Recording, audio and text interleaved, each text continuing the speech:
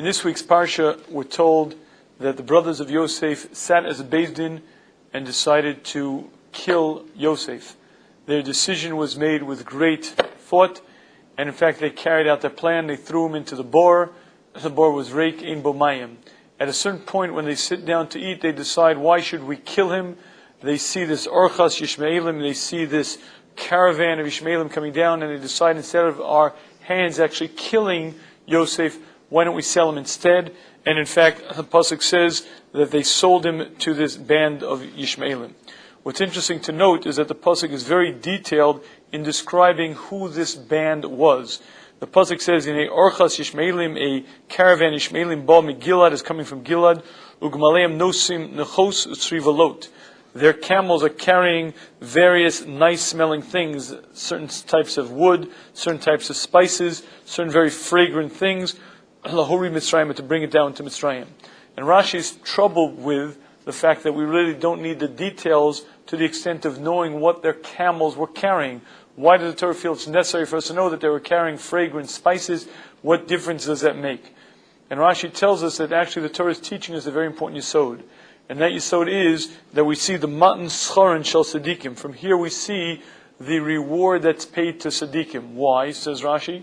Because typically a caravan of Ishmaelim carry types of petroleum, types of neft that have a very bad smell, that reichan ra, that have actually a dangerous smell to them. And unusual is the fact that this particular caravan of Ishmaelim did not carry the normal petroleum type products, but rather they carried very fragrant smelling things, to teach us that Hashem keeps paying back the tzaddikim. Instead of Yosef having to ride down in a terribly smelling caravan, he got to ride down in a very fragrant, very wonderful smelling caravan to teach us the reward that the tzaddikim have paid.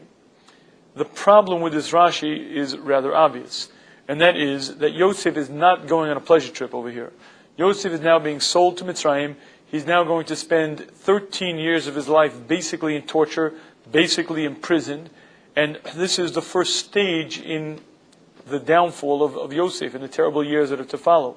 So if in fact we want to hear about the great reward that are given to the tzaddikim, I would imagine it would be a very simple way: don't allow Yosef to be sold. If Hashem is guarding Yosef, if Hashem is protecting Yosef, rewarding him, there's a very simple solution. Do not allow the brothers to carry out their evil plan. Allow somehow for Yosef to be saved.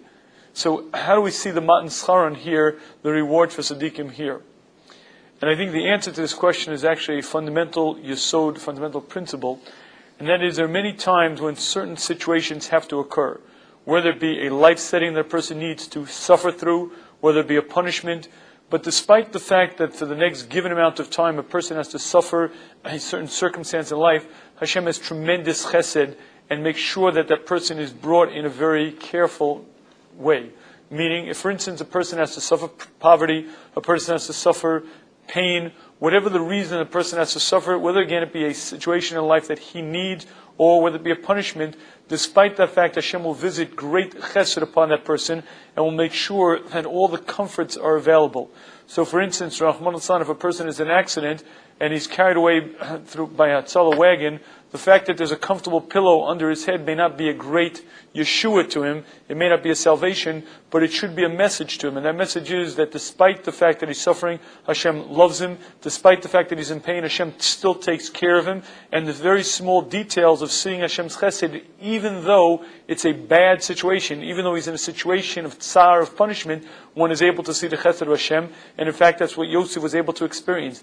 Even though he had to be sold to Mitzrayim, that was the decree, that had to be filled out. But Hashem had chesed throughout it and had to arrange that this man should not suffer any more than need be. He had to be sold. He had to end up in Mitzrayim. But along the way, there were nice-smelling, fragrant caravans. Why? Because that's a better way to go. And Hashem loves the tzaddik and takes care of us even in great trials and tribulations. And that is an important lesson for life.